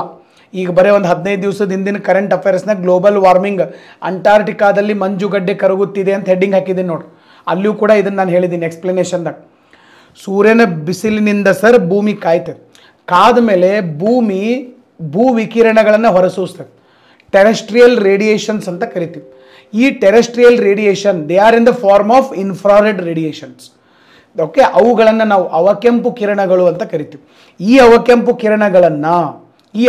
ಕಿರಣಗಳು ನಮ್ಮ ವಾತಾವರಣದಲ್ಲೇ ಹಿಡಿದು ಇಟ್ಕೊಂಡ್ಬಿಡ್ತಾವೆ. ನಮ್ಮ ವಾಟರ್ ವೇಪರ್ದು ಎಲ್ಲ, ನೀರಾವಿ ಇದು ಎಲ್ಲ ಇದನ್ನು ಹಿಡ್ಕೊಂಡಿರೋದ್ರಿಂದನೇ ಇವತ್ತು ಭೂಮಿಯ ಮೇಲೆ ಭೂಮಿಯ ತಾಪ ಏರ್ತಾ ಇದೆ. ಭೂತಾಪ ಅಥವಾ ಗ್ಲೋಬಲ್ ವಾರ್ಮಿಂಗ್ ಆಗಕ್ಕೆ ಇದ ಕಾರಣ. So C is the right answer. Yes, C right answer. C right answer ಐತೆ ಅಂದ್ರೆ ಮುಗಿದ ಹೊತ್ತು. ಯಾವ ಸ್ಟೇಟ್ಮೆಂಟ್ ಕರೆಕ್ಟ್ ಐತೆ ಕೇಳೋಣ. ಈಗ ನಮಗೆ ಸಿ 100% ರೈಟ್ ಅಂದಮೇಲೆ ಡಿ ನೋಡೋ ಅವಶ್ಯಕತೆನೇ ಇಲ್ಲ. Okay, infrared waves R a part of visible spectrum of electromagnetic waves of the solar radiation. ಅಲ್ಲಿ ನಮ್ಗೆ ವಿಸಿಬಲ್ ಲೈಟ್ ಜಾಸ್ತಿ ಇರ್ತದೆ. ಸೊ ಹಿಂಗಾಗಿ C it is the right answer. ಆ ಸೀನನ್ನೇ ಸರ್ ನಮಗೇನಪ್ಪ ಅಂತಂದ್ರೆ ಇವತ್ತಿನ ಗ್ಲೋಬಲ್ ವಾರ್ಮಿಂಗಿಗೆ ಕಾರಣ ಆಗ್ತಾ ಇರುವಂಥದ್ದು. Next question number 73. ಇದೊಂದು ಸ್ವಲ್ಪ ಕಾನ್ಸೆಪ್ಟ್ ಐತೆ ಸರ್ ನೋಡಿ. Statement 1, the soil in the tropical rain forest is rich in nutrients. Okay, is rich in nutrients. ಎರಡನೇದು, the statement 2, the high temperature and moisture of the tropical rainforest causes dead organic matter in the soil to decompose quickly. ಒಂದನೇದು sir decomposition ಆಗೋದು. Okay, decomposition. ಈ decomposition ಆಗಬೇಕಂದ್ರೆ ನಮಗೆ ಮೊದಲು air ಬೇಕು, ಗಾಳಿ ಬೇಕು, ಆಮೇಲೆ ಟೆಂಪ್ರೇಚರ್ ಬೇಕು, ಆಮೇಲೆ ಸರ್ ಮಾಯಿಶ್ಚರ್ ಬೇಕು. ಇವು ಮೂರು ನಮಗೆ ನಮಗೆ ಟ್ರಾಪಿಕಲ್ ರೀಜನ್ದಾಗ ಸಿಗ್ತಾವ. ಕ್ವಿಕ್ಲಿ ಡಿಕಂಪೋಸಿಷನ್ ಆಗಿಬಿಡ್ತದೆ. ಡಿಕಂಪೋಸ್ ಆಯ್ತು, ಆರ್ಗ್ಯಾನಿಕ್ ಮಟೀರಿಯಲ್ ಡಿಕಂಪೋಸ್ ಆತಂದ್ರೆ ಇನ್ಆರ್ಗ್ಯಾನಿಕ್ ಮಟೀರಿಯಲ್ಲೇ ಉಳಿತಾವೆ. ಎರಡನೇ ಸ್ಟೇಟ್ಮೆಂಟ್ ಕರೆಕ್ಟ್ ಇದೆ. ಆದರೆ ಟ್ರಾಪಿಕಲ್ ರೇನ್ ಫಾರೆಸ್ಟ್ ಒಳಗಡೆ ಇದು ಕಡಿಮೆ ಇರ್ತದೆ. ಹೀಗಾಗಿ ಅಲ್ಲಿ ರಿಚ್ ನ್ಯೂಟ್ರಿಯೆಂಟ್ಸ್ ಬರೋದಿಲ್ಲ. ಓಕೆ, ಸೊ ನಮಗೆ ರಿಚ್ ನ್ಯೂಟ್ರಿಯೆಂಟ್ಸ್ ಸಿಗೋದು ಟೆಂಪ್ರೇಟ್ ಮತ್ತು ಟೆಂಪ್ರೇಟ್ ಗ್ರಾಸ್ಲ್ಯಾಂಡ್ಸ್ದಾಗ ಸಿಗ್ತಾವೆ. ಇದು ಟ್ರಾಪಿಕಲ್ ರೇನ್ ಫಾರೆಸ್ಟಲ್ಲಿ ಸಿಗೋದಿಲ್ಲ. ಬಟ್ ಇದು ಎರಡನೇ ಸ್ಟೇಟ್ಮೆಂಟ್ ಏನಿದೆ ಸರ್, ದಿಸ್ ಈಸ್ ಕರೆಕ್ಟ್. ಯಾಕಂದರೆ ನಮಗೆ ಇಲ್ಲಿ ಏರ್ ಟೆಂಪ್ರೇಚರ್ ಮಾಯಿಶ್ಚರ್ ಇರೋದ್ರಿಂದ ಕ್ವಿಕ್ಲಿ ಡಿಕಂಪೋಸ್ ಆಗಿ ಹೋಗ್ಬಿಡ್ತದೆ. Okay, statement 2 is correct. Okay, so statement 1 is incorrect. 73 that is D. Okay, 74. Okay, 74. Okay, consider the following statements. Okay, so statement number 1 ಇದು concept ಐತಿ, clear ಕೇಳ್ರಿ. The temperature contrast ಅಂದ್ರೇನು? Highest ಮತ್ತು ಲೋಯೆಸ್ಟ್ಗಿರುವಂಥ ಡಿಫರೆನ್ಸನ್ನ contrast ಅಂತ ಕರಿತೀವಿ. ಕಾಂಟ್ರಾಸ್ಟ್ ಕಲರ್ ಹಚ್ಬೇಕಂತಾರಲ್ಲ, ಅಥವಾ ನಾವು ದಿನಾಲೂ ಏನಾರು ಹಿಂಗೆ ಎಲ್ಲರ ಫಂಕ್ಷನ್ಗೆ ಹೋಗ್ಬೇಕಂದ್ರೆ ಡ್ರೆಸ್ ಹಾಕೋತೀವಿ ನಾವು, ಪ್ಯಾಂಟು ಶರ್ಟು ಕಾಂಟ್ರಾಸ್ಟ್ ಕಲರ್ ಇರ್ಬೇಕಂತ. ಓಕೆ, ಸೊ ಇದೊಂದು ಕಲರ್, ಇದು ವೈಟ್ ಕಲರ್ ಶರ್ಟ್ ಇತ್ತಂದ್ರೆ ಬ್ಲ್ಯಾಕ್ ಕಲರ್ ಪ್ಯಾಂಟ್, ಕಾಂಟ್ರಾಸ್ಟ್ ಎರಡಕ್ಕೂ ಡಿಫ್ರೆನ್ಸ್ ಭಾಳ ಇರ್ಬೇಕಂತ. Okay, so white colour shirt ಹಾಕ್ಕೊಂಡು ಇನ್ನೊಂದು ಸ್ವಲ್ಪ ವೈಟ್ ಕಲರ್ದ ಪ್ಯಾಂಟ್ ಹಾಕ್ಕೊಂಡ್ರೆ ಸರಿ ಅನಿಸೋದಿಲ್ಲ. ಅದಕ್ಕೆ ಕಾಂಟ್ರಾಸ್ಟ್ ಇರಬೇಕು, ಒಂದಕ್ಕೊಂದು ಅಪೋಸಿಟ್ ಇರ್ಬೇಕಂತವು. ಹಂಗೆ the temperature contrast between the continents and ocean is greater during the summer than in winter. The specific heat of the water is more than that of the land surface. Very good, ಹೇಳ್ತೇನೆ ನೋಡ್ರಿ. ಈಗ ಇಲ್ಲಿ land surface sir, ಇದೆಲ್ಲ land. ಇಲ್ಲೆಲ್ಲ ತೆಂಗಿನ ಗಿಡ ತೆಗೀನಿ, land surface. ಇಲ್ಲಿ ಬಂದ ಮೇಲೆ ಏನಾಯ್ತಪ್ಪ, ಇದೆಲ್ಲ ಸರ್ ಸಮುದ್ರ. ಬೇಸಿಗೆ ಕಾಲ, ಫುಲ್ಲು ಬೇಸಿಗೆ ಸರ್. ಬೇಸಿಗೆ ಕಾಲದಲ್ಲಿ ಏನಾಗ್ತೈತೆ ಅಂದರೆ ಸೂರ್ಯನ ಶಾಖ ಶಕ್ತಿಯಿಂದ ಭೂಮಿ ಜಲ್ದಿ ಕಾದು ಬಿಡ್ತದೆ. ಬೆಳಿಗ್ಗೆ 6 ಗಂಟೆಗೆ ಅಂದರೆ ಸೂರ್ಯ ಉದಯ ಆಗಿರ್ತಾನೆ. ಸೂರ್ಯೋದಯ ಆಗಿ ಮಧ್ಯಾಹ್ನ 12 ಗಂಟೆ ಅಂದರೆ ಸರ್ ಮಠ ಮಧ್ಯಾಹ್ನ ಫುಲ್ಲು ಭೂಮಿ ಕಾದು ಬಿಡ್ತದೆ. ಬಟ್ ನೀರು ಕಾಯೋದಿಲ್ಲ, ಸಮುದ್ರದ ನೀರು ಅಷ್ಟು ಜಲ್ದಿ ಕಾಯೋದಿಲ್ಲ. ಯಾಕಂದ್ರೆ these sun rays are penetrates deeper in to the ocean. Ocean ಅಥವಾ ಸಾಗರದಲ್ಲಿ ಸರಿ ಸೂರ್ಯನ ಕಿರಣಗಳು ಭಾಳ ಒಳಗೆ ಹೋಗ್ತಾವೆ. ಮತ್ತು ಅಲ್ಲಿ ಇನ್ನೊಂದು ಏನಾಗ್ತೈತೆ ಅಂದ್ರೆ ಮ್ಯಾಲಿಂದ ನೀರು ಕಾಯ್ತೈತಿ. ನೀರು ಕಾದಂಗೆ ಸರ್ ನೀರು ಕೆಳಗೆ ಹೋಗ್ತೈತಿ ಮತ್ತು ಕೆಳಗಿಂದ ಮ್ಯಾಲೆ ಬರ್ತೈತಿ, ಹಿಂಗೆ ಡೆನ್ಸಿಟಿ ಮೇಲೆ ಸರ್. ಹಿಂಗಾಗಿ ಇಡೀ ಸಮುದ್ರದ ನೀರು ಕಾಯ್ಬೇಕಂದ್ರೆ ಭಾಳ ಟೈಮ್ ಬೇಕು. ಹಿಂಗಾಗಿ ಇಡೀ ದಿವಸ ಸಮುದ್ರದ ನೀರು ಬಿಸಿ ಇರೋದಿಲ್ಲ, ತಂಪನ ಇರ್ತದೆ. ಬಟ್ ಭೂಮಿ ಮಾತ್ರ ಭಾಳ ಕಾದು ಬಿಡ್ತದೆ. ಮಧ್ಯಾಹ್ನ 12 ಗಂಟೆ 2 ಗಂಟೆಗಂದ್ರೆ ಭೂಮಿ ಹೈ ಟೆಂಪ್ರೇಚರ್ ಹೈ ಆಗಿಬಿಡ್ತೈತಿ. ಬಟ್ ಸಮುದ್ರಕ್ಕೆ ಅಷ್ಟೇ ಶಾಖ ಶಕ್ತಿ ಬಂದರೂ ಅದು ಕಾದಿರೋದಿಲ್ಲ, ಟೆಂಪ್ರೇಚರ್ ಕಡಿಮೆ ಇರ್ತದೆ. ಇದು ಕಡಿಮೆ, ಇದು ಹೆಚ್ಚು, ಅಂದರೆ ಇವ್ರ ನಡುವಿನ ಡಿಫರೆನ್ಸು ಜಾಸ್ತಿ ಇರ್ತದೆ. ಅದಕ್ಕೆ ನೀವು ಫುಲ್ಲು ಮಠ ಮಧ್ಯಾಹ್ನ ಬಿಸಿಲು ಸರ್. ಮಾರ್ಚ್ ಏಪ್ರಿಲ್ ತಿಂಗಳು ಸಿಕ್ಕಾಪಟ್ಟೆ ಬಿಸಿಲಿದೆ. ಮಧ್ಯಾಹ್ನ 2 ಗಂಟೆ ನಿಲ್ಲಕ್ಕಾಗವಲ್ತು. ಅಂಥ ಟೈಮ್ನಾಗ ನೀವು ನೀರಾಗ ಹೋಗ್ರಿ, ನೀರು ಬಿಸಿ ಇರೋದಿಲ್ಲ, ನೀರು ತಂಪಿರ್ತವೆ. ನೀರು ತಂಪಿರ್ತೈತಿ, ಭೂಮಿ ಭಾಳ ಬಿಸಿ ಇರ್ತೈತೆ, ಟೆಂಪ್ರೇಚರ್ ಡಿಫರೆನ್ಸ್ ಭಾಳ ಇರ್ತದೆ. ಅಂದರೆ ಸಮರ್ ಸೀಸನ್ ಒಳಗಡೆ ಭೂಮಿ ಮತ್ತು ನೀರಿನ ನಡುವೆ ಟೆಂಪ್ರೇಚರ್ ಭಾಳ ಇರ್ತದೆ, ಡಿಫರೆನ್ಸು. ಯಾಕಂತಂದ್ರೆ ಭೂಮಿ ಕಾದಷ್ಟು ಜಲ್ದಿ ನೀರು ಕಾಯಂಗಿಲ್ಲ. ನೀರು 1 ಡಿಗ್ರಿ ಸೆಲ್ಸಿಯಸ್ ಟೆಂಪ್ರೇಚರ್ ಹೆಚ್ಚಾಗೋಕ್ಕೂ ಭಾಳ ಟೈಮ್ ಬೇಕು. ಅದನ್ನು ನಾವು ಸ್ಪೆಸಿಫಿಕ್ ಹೀಟ್ ಅಂತ ಕರಿತೀವಿ. ಓಕೆ, ಭೂಮಿ ಜಲ್ದಿ ಕಾಯ್ತೈತಿ, ಸಮುದ್ರ ಜಲ್ದಿ ಕಾಯೋದಿಲ್ಲ. ಅದಕ್ಕೆ ಅವತ್ರ ಕಾಂಟ್ರಾಸ್ಟ್ ಭಾಳ ಇರ್ತದೆ. ಯಾಕಂತಂದ್ರೆ specific heat of the water is more. Okay, second reason is correct. Specific heat ಜಾಸ್ತಿ ಇರೋದ್ರಿಂದ ಸಮುದ್ರ ಜಲ್ದಿ ಕಾಯೋದಿಲ್ಲ, ಭೂಮಿ ಜಲ್ದಿ ಕಾದು ಬಿಡ್ತದೆ. ಅದ ನೀವು ಚಳಿಗಾಲದಾಗ ಹೋಗ್ರಿ, ನವಂಬರ್ ಡಿಸೆಂಬರ್ದಾಗ ಸರ್. ನವಂಬರ್ ಡಿಸೆಂಬರ್ದಾಗ ನೀವು ಸ್ವಿಮ್ಮಿಂಗ್ ಹೋಗಿರ್ತೀರಿ ಅಂತ ತಿಳ್ಕೊರಿ. ಸ್ವಿಮ್ಮಿಂಗ್ ಮಾಡಕ್ಕೆ ಹೋಗಿರ್ತೀರಿ, ಬೆಳಗ್ಗೆ 5 ಗಂಟೆಗೆ ಸಿಕ್ಕಾಪಟ್ಟೆ ಕೊರೆಯೋ ಚಳಿ ಸರ್. ಚಳಿ ಕೊರಿತಿರ್ತೈತಿ. ನೀವು ನದಿ ದಂಡೆಗೆ ಹೋಗಿ ನಿಂತಿರ್ತೀರಿ. ನಿಮ್ಮ ಫಾದರೋ ನಿಮ್ಮ ಬ್ರದರೋ ನಿಮ್ಮ ಜೊತೆ ಬಂದಿರ್ತಾರೆ ಸ್ವಿಮ್ಮಿಂಗ್ ಮಾಡೋಕ್ಕೆ. ಹೋಗೋ ಎಷ್ಟೊತ್ತು ಕೊಂಡಿರ್ತೀನಿ, ಆ ದಂಡಿ ಮೇಲೆ ಎಷ್ಟೊತ್ತು ಕೊಂಡಿರ್ತೀವಿ, ಹೋಗಿ ಸ್ವಿಮ್ಮಿಂಗ್ ಮಾಡೋಗಂತೇಳಿ. ನೀವೇನು ಅನ್ಕೊಂಡಿರ್ತೀರಿ, ಹೊರಗೆ ಇಷ್ಟು ಚಳಿ ಐತಿ, ನೀರು ಯಾವ ನಮೂನಿ ಚಳಿ ಇರಬಾರ್ದು ಅಂತ ಅನ್ಕೊಂಡಿರ್ತೀರಿ. ಬಟ್ ನೀರಾಗ ಹೋದ್ರೆ ನೀರು ಬಿಸಿ ಇರ್ತಾವೆ ಸರ್. ಚಳಿಗಾಲದಾಗ ನೀರು ಬಿಸಿ ಇರ್ತಾವೆ, ಹೊರಗಡೆ ತಂಪಿರ್ತದೆ. ಓಕೆ, ಬೇಸಿಗೆ ಕಾಲದಾಗ ಬೇಸಿಗೆ ಕಾಲದಾಗ ಕಾಂಟ್ರಾಸ್ಟ್ ಸರ್ ಜಾಸ್ತಿ ಇರ್ತದೆ. ಯಾಕಂತಂದ್ರೆ specific heat is high. So 1ನೇ ಸ್ಟೇಟ್ಮೆಂಟ್ ಕರೆಕ್ಟ್ ಇದೆ. 1ನೇ ಸ್ಟೇಟ್ಮೆಂಟ್ಗೆ 2ನೇದ್ದು best reason. Okay, temperature contrast between the continents and the ocean is highest at the summer because the specific heat of the water is more compared to the land.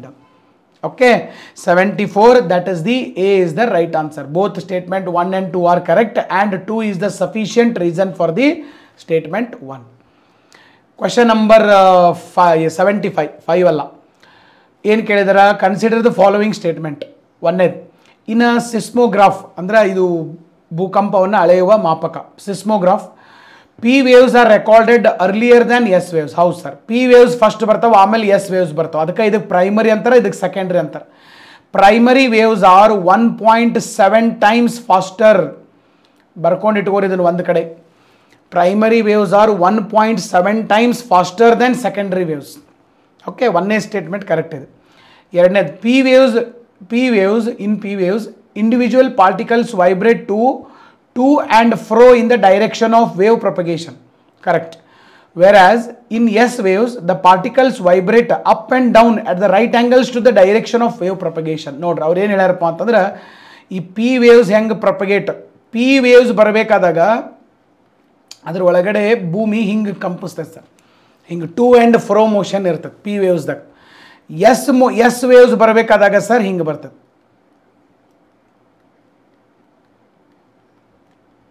ಹಿಂಗೆ ಈ ಥರ sir. Okay, so crust and troughs will be form. ಉಬ್ಬು ಮತ್ತು ತಗ್ಗುಗಳು ಬರ್ತವೆ. P waves ಅಂತಂದ್ರೆ ಅದು ಹೋಗೋ ದಾರಿಗೇನೆ sir perpendicular ಆಗಿ ಅದು ಟು ಆ್ಯಂಡ್ ಫ್ರೋ ಮೋಷನಲ್ಲಿ ವೈಬ್ರೇಟ್ ಆಗ್ತದೆ. ಎಸ್ ವೇವ್ಸ್ ಇತ್ತಂದ್ರೆ ಎಸ್ ವೇವ್ಸ್ ಇತ್ತಂದ್ರೆ ಏನಾಗ್ತದಪ್ಪ, so ups and down perpendicular to the direction of propagation of waves. Okay, so ಹೀಗಾಗಿ ಪಿ ವೇವ್ಸ್ ಜಲ್ದಿ ಬರ್ತಾವೆ. ಹಿಂಗಿದ್ದಾಗ ವೇವ್ಸ್ ಜಲ್ದಿ ಬರ್ತಾವೆ, ಹಿಂಗಿದ್ದಾಗ ವೇವ್ಸ್ ಜಲ್ದಿ ಬರೋದಿಲ್ಲ. P waves are 1.5 times faster. ಅದಕ್ಕೆ P waves solid, liquid, gas 3 ಸ್ಟೇಜ್ನಾಗ ಹೋಗ್ತಾವೆ. ಮೂರು ಸ್ಟೇಜ್ನಾಗ ಪಾಸ್ ಆಗ್ತಾವೆ sir. Okay, but S waves ಹಂಗೆ ಹೋಗೋದಿಲ್ಲ. So both the statements are correct, both 1 and 2 are correct. ಇದು ನಮಗೆ ಬೇಸಿಕ್ NCERT ಪುಸ್ತಕ 11ನೇ ತರಗತಿಯ ಪುಸ್ತಕದಿಂದ ಬಂದಂಥ ಕ್ವಶನ್ನು. ಅದರೊಳಗಡೆ ಅರ್ತ್ ಕ್ವೇಕ್, ಭೂಕಂಪ ಅಂತ ಒಂದು ಚಾಪ್ಟರ್ ಇದೆ ಸರ್. ಈ ಭೂಕಂಪ ಚಾಪ್ಟರಿಂದ ಸರ್ ಈ ಕ್ವಶನನ್ನು ತೆಗೆದಿದ್ದಾರೆ. Next sir, last question number 76. With reference to the coal-based thermal power plants in India, consider the following statements. 1. ನಮ್ಮ ಕೋಲ್ ಬೇಸ್ಡ್ ಥರ್ಮಲ್ ಪವರ್ ಪ್ಲಾಂಟ್ ಅದಂದ್ರೆ ಕಲ್ಲಿದ್ದಲು ಆಧಾರಿತ thermal power plants. Okay, so ಇದರ ಕ್ವಶನ್ ಏನು ಕೇಳಪ್ಪ ಅಂತಂದ್ರೆ, ನನ್ ಆಫ್ ದೆಮ್, ನಮ್ಮ ಥರ್ಮಲ್ ಪವರ್ ಪ್ಲಾಂಟ್ ಏನದಾವಲ್ಲ, none of them uses sea water. ಯಾರು ಈ ಥರ್ಮಲ್ ಪವರ್ ಪ್ಲಾಂಟ್ ಅಂದರೆ ನಮ್ಮ ಶಕ್ತಿನಗರ ರಾಯಚೂರು ಗೊತ್ತೈತಲ್ಲ ಸರ್. ಓಕೆ, ಉಷ್ಣ ವಿದ್ಯುತ್ ಸ್ಥಾವರಗಳು ಯಾರೂ ಕೂಡ ಸಮುದ್ರದ ನೀರನ್ನು ಅವರು ಬಳಸೋದಿಲ್ಲ ಅಂತ. ಯಾವುದೇ ಥರ್ಮಲ್ ಪವರ್ ಪ್ಲಾಂಟ್ ಇಡೀ ಇಂಡಿಯಾದಾಗ ಯಾರೂ ಸಮುದ್ರ ನೀರು ಬಳಸಂಗಿಲ್ಲ ಅಂತ. ಹೌದು, ಬಳಸಂಗಿಲ್ಲ. ಕಾಮನ್ ಸೆನ್ಸ್ ಇದು ಯಾವುದೂ ಪುಸ್ತಕನಾಗ ಇಲ್ಲ, ನಿಮಗೆ ಕಾಮನ್ ಸೆನ್ಸ್ ಇರಬೇಕು ಸರ್. ಅವ್ರು ಯಾಕೆ ಬಳಸ್ತಾರೆ? ಸಮುದ್ರ ನೀರು ಯಾಕೆ ಬಳಸಬಾರ್ದಪ್ಪ ಅಂತಂದ್ರೆ ಒಳಗಡೆ ಟರ್ಬೈನ್ ಇರ್ತಾವೆ. ದಿನ ಸಮುದ್ರ ನೀರಿನಾಗ ಟರ್ಬೈನ್ ತಿರುಗಿದ್ರೆ ಸರ್ ಅವು ಜಂಗ್ ಹಿಡಿದು ಹೋಗ್ತಾವೆ, ಕರೋಷನ್ ಆಗ್ತಾವೆ. ಸಮುದ್ರ ನೀರು ಯಾವಾರ ಬಳಸ್ತಾನೆ? ಓಕೆ, ಮನೆ ಕಟ್ಟಕ್ಕೆ ಸಮುದ್ರ ನೀರು ಹಾಕ್ತೀರಿ ಸರ್ ಯಾರಾದರೂ? ನೀರು ಭಾಳ ಸರ್, ಸಮುದ್ರದಿಂದ ತೊಗೊಂಬಂದು ನಾವು ನೀರು ಹೊಡಿತೀವಿ ಮನೆ ಕಟ್ಟಬೇಕಾದಾಗ, ಒಳಗೆ ಕಬ್ಬಿಣ ಇರ್ತೈತೆ, ಜಂಗ್ ಹಿಡಿದು ಹೋಗ್ತೈತೆ ಸಮುದ್ರ ನೀರಿಗೆ. ಇವನ್ ಬೋರ್ ನೀರು ಸಹಿತ ಬಳಸಬೇಡ ಅಂತ ಹೇಳ್ತಾರೆ ಕೆಲವು ಜನ ಇಂಜಿನಿಯರ್ಗಳು. ಓಕೆ, ನದಿ ನೀರು, ಹರಿಯೋ ನೀರನ್ನು ಬಳಸ್ತಾರೆ ಕಟ್ಟಡ ಕಟ್ಟಬೇಕಾದಾಗ.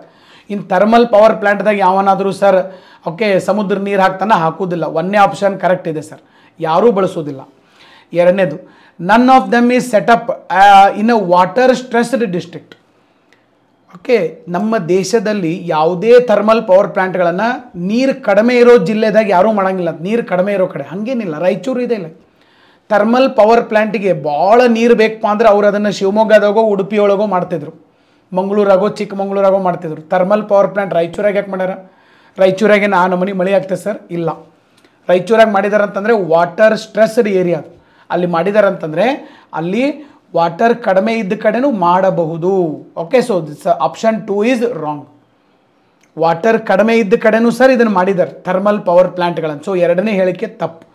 ಮೂರನೇ ಹೇಳಿಕೆ sir, none of them is privately owned. Sir ಇದು ಆಬ್ವಿಯಸ್ಲಿ ತಪ್ಪು. ನೀವು ದಿನ ಪೇಪರ್ ಓದಾಕತ್ರ ಗೊತ್ತಾಗ್ತದೆ. ಅದಾನಿ ಪವರ್, ಟಾಟಾ ಕಂಪ್ನಿ ಅವ್ರದ್ದು ಥರ್ಮಲ್ ಪವರ್ ಪ್ಲಾಂಟ್ ಅದಾವ, ಅದಾನಿ ಗ್ರೂಪ್ ಅವ್ರದ್ದು ಥರ್ಮಲ್ ಪವರ್ ಪ್ಲಾಂಟ್ ಅದಾವ. ಅವೆಲ್ಲ ಮತ್ತು ಪ್ರೈವೇಟ್ ಅನ್ನಲ್ಲ ಅದು. ಹೌದು ಇಲ್ಲ, ಪ್ರೈವೇಟ್ ಸರ್ ಅವೆಲ್ಲ. ಇವು ನಮ್ಮವೆಲ್ಲ NTPC, national thermal power corporation, ಇವೆಲ್ಲ ಗೌರ್ಮೆಂಟ್. ಬಟ್ ಥರ್ಮಲ್ ಪವರ್ ಪ್ಲಾಂಟ್ಗಳು ಪ್ರೈವೇಟ್ದವರು ಅದಾವ, ಟಾಟಾದವರು ಅದಾವ, ಅದಾನಿ ಅದಾವ. ಬಟ್ ಅವ್ರೇನು ಹೇಳ್ತಾರ, ಪ್ರೈವೇಟ್ದವರು ಯಾರೂ ಇಲ್ಲತ್ತ ಇಂಡಿಯಾದಾಗ. ಅಂದ್ರೆ ತಪ್ಪದು. ನೀವು ದಿನ ಪೇಪರ್ ಓದಿದ್ರೆ ಇದನ್ನು ಬರಿಬೋದು ಸರ್, ಯಾವ ಪುಸ್ತಕದಾಗೂ ಬೇಡ. Only 1 statement is correct. Okay, 1ನೇ ಸ್ಟೇಟ್ಮೆಂಟ್ ಮಾತ್ರ ಕರೆಕ್ಟ್ ಇದೆ, 2 ಸ್ಟೇಟ್ಮೆಂಟ್ಗಳು ತಪ್ಪಿರುವಂಥದ್ದು. ಅಂಡರ್ಸ್ಟುಡ್? ಸೊ ಟೋಟಲ್ ಆಗಿ ಸರ್ 16 ಕ್ವಶನ್ ಬಂದವು ಜಿಯೋಗ್ರಫಿ ಒಳಗಡೆ. 16 ಕ್ವಶನ್ದೊಳಗಡೆ sir most of the questions are from NCERT ಇಂದನೇ ಕ್ವಶನ್ಗಳು ಬಂದಿದ್ದಾವೆ ಮತ್ತು ಕಾಮನ್ ಸೆನ್ಸಿಂದ ಬಂದಿದ್ದಾವೆ. ಇವಕ್ಕೆಲ್ಲ 1-2 ಕ್ವಶನ್ ಅದು ನ್ಯೂಟ್ರಿಯೆಂಟ್ಸ್ ಬಗ್ಗೆ ಇತ್ತಲ್ಲ, ಸಾಯಿಲ್ ಅದೊಂದು, ಇನ್ನೊಂದು ಸ್ಪೆಸಿಫಿಕ್ ಹೀಟ್ ಆಫ್ ವಾಟರ್. ಇವು 2 ಬಿಟ್ಟರೆ ಸರ್ ನೀವು ಜಾಸ್ತಿ ಏನು ಜಿಯೋಗ್ರಫಿ ಡೆಪ್ತ್ ಓದಬೇಕಾಗಿಲ್ಲ, ಕಾಮನ್ ಸೆನ್ಸಿಂದ ಜಿಯೋಗ್ರಫಿ ತಿಳ್ಕೊಂಡ್ರೆ ಸಾಕು. ಲಾಸ್ಟ್ ಇಯರ್ ಕಂಪೇರ್ ಮಾಡಿದ್ರೆ ಈ ಸರ ನನ್ನ ಪ್ರಕಾರ ಆಪ್ಷನ್ ಸ್ಟಫ್ ಅದಾವ, ಕ್ವಶನ್ಸ್ ಈಸಿ ಅದಾವ. ಸೊ ಹೀಗಾಗಿ ಮುಂದಿನ ವರ್ಷಕ್ಕೆ ಪ್ರಿಪೇರ್ ಆಗೋರು NCERT ತಪ್ಪಲಾರದೆ ಓದ್ರಿ. ಆಮೇಲೆ next sir map reading correct ಮಾಡ್ಕೊಡ್ರಿ. ಅದು ವರ್ಲ್ಡ್ ಮ್ಯಾಪ್ ಇರಲಿ, ಇಂಡಿಯಾ ಮ್ಯಾಪ್ ಇರಲಿ. ನೋಡಿರಿ ಎಷ್ಟೋ ಮಂದಿಗೆ ವಿಂಧ್ಯ ರೇಂಜಸ್ ಎಲ್ಲಿ ಬರ್ತಾವ, ಸತ್ಪುರ ಎಲ್ಲಿ ಬರ್ತಾವ, ಸಹ್ಯಾದ್ರಿ ಎಲ್ಲಿ ಬರ್ತಾವ, ಅಮರಕಂಟಕ ಎಲ್ಲಿ ಬರ್ತೈತಿ, ಇದೇ ಗೊತ್ತಿಲ್ಲ ಅಂದ್ರೆ ನಾವು ಏನೂ ಮಾಡೋಕ್ಕೆ ಬರೋದಿಲ್ಲ. ಸೊ ಅದಕ್ಕೆ ಮ್ಯಾಪ್ ಕರೆಕ್ಟಾಗಿ ಓದ್ರಿ. ಇಂಡಿಯಾ ಮ್ಯಾಪ್ ಕರೆಕ್ಟ್ ಇರಲಿ. ಕರೆಂಟ್ ಅಫೇರ್ಸ್ನಾಗ ಯಾವ ದೇಶಗಳ ನ್ಯೂಸ್ ಇರ್ತಾವ, ಆ ದೇಶದ ಸುತ್ತಮುತ್ತ ಯಾವ್ಯಾವ ದೇಶಗಳದಾವ, ಸರೋವರಗಳದಾವ, ನದಿಗಳದಾವ, ತಪ್ಪಲಾರದೆ ಓದ್ರಿ. ಓಕೆ, ಇಷ್ಟು ಓದಿದರೆ ನೀವು ಮುಂದಿನ ವರ್ಷ ಕೂಡ ಜಿಯೋಗ್ರಫಿ ಚೆನ್ನಾಗಿ ಮಾಡ್ಬೋದು. ಈ 16 ಕ್ವಶನ್ನು ಸರ್ ಯಾವ ಇದರೊಳಗೆ ಡಿಫಿಕಲ್ಟ್ ಇಲ್ಲ, ಆದರೆ ಮೀಡಿಯಮ್ ಅದಾವ, ಈಸಿ ಅದಾವ. ಡಿಫಿಕಲ್ಟ್ ನನ್ನ ಪ್ರಕಾರ ಇಲ್ಲ. ನೀವು ಕರೆಕ್ಟಾಗಿ ಓದಿದ್ರೆ ರೈಟ್ ಗೈಡೆನ್ಸ್ ಸಿಗ್ಬೇಕು ನಿಮ್ಗೆ, ಒಳ್ಳೆ ಗೈಡೆನ್ಸು.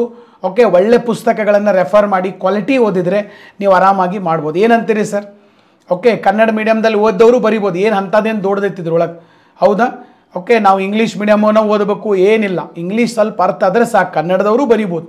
ಅರ್ಥತ್ನ ಹೇಳಿದ್ದು ಯಾಕಂದ್ರೆ ನಾ ಯಾಕೆ ಸಬ್ಜೆಕ್ಟ್ ವೈಸ್ ಮಾಡಿ ನಿಮಗೆ ಇದನ್ನು ಅರ್ಥ ಮಾಡಿಸತ್ತಂದ್ರೆ, ಒಂದೇ ವಿಡಿಯೋದಾಗ ಎಲ್ಲ ಮಾಡ್ರೆ ನೀವು ನೋಡೋಂಗಿಲ್ಲ. ಒಂದೊಂದು ವಿಡಿಯೋದಾಗ ಒಂದೊಂದು ಸಬ್ಜೆಕ್ಟ್ ನಾನು ಹೇಳಿ ಅದು ಎಷ್ಟು ಈಸಿ ಆಯ್ತು ಅನ್ನೋದು ನಿಮಗೆ ತಿಳಿಸ್ಬೇಕಾಗಿತ್ತು. ಬರೀ ನಮಗೆ ಅದು ಟಫ್ ಐತೆ ಅನ್ನೋ ತಲೆ ಕುಂತೈತೆ, ಬಟ್ ಆ್ಯಕ್ಚುಲಿ ಹಂಗೆ ಇರುವುದಿಲ್ಲ ಅದು, ಅದಕ್ಕಾಗಿ. ಓಕೆ, ಸೊ ಇನ್ನು ನೆಕ್ಸ್ಟು ನಮ್ಮ ಬ್ಯಾಚ್ ಕೋರ್ಸ್ ಇದೆ ಸರ್, 2024 ಬ್ಯಾಚ್ ಕೋರ್ಸ್. ಯಾರಿಗೆ ಇಂಟ್ರೆಸ್ಟ್ ಇದೆ ಆಫೀಸ್ ನಂಬರ್ ಕಾಲ್ ಮಾಡಿರಿ. ಇಂಡಿಯನ್ ಕಾನ್ಸ್ಟಿಟ್ಯೂಷನ್ ಬ್ಯಾಚ್ ಕೂಡ ಬರ್ತಾ ಇದೆ. ತಮಗೆ ಅವಶ್ಯಕತೆ ಇತ್ತು ಅಂತಂದರೆ ಜಾಯಿನ್ ಆಗೋಕ್ಕೆ ಸಾಧ್ಯ ಆಗಿರಬೇಕು. ನಮ್ಮ ಆಫೀಸ್ ನಂಬರ್ ಇದೆ, ಕಾಲ್ ಮಾಡಿ ಕೇಳೋಕ್ಕೆ ಸಾಧ್ಯ ಆಗಿರಬೇಕು. ಇದರದ್ದು PDF ಎಲ್ಲ ಸರ್ ಈಗ ಸದ್ಯ ನಮ್ಮ ಟೆಲಿಗ್ರಾಮ್ ಚಾನಲಲ್ಲಿ ಬರ್ತದೆ, ಅಲ್ಲಿಂದ ತಾವು ತೆಗೆದುಕೊಳ್ಳೋಕ್ಕೆ ಸಾಧ್ಯ ಆಗಿರಬೇಕು.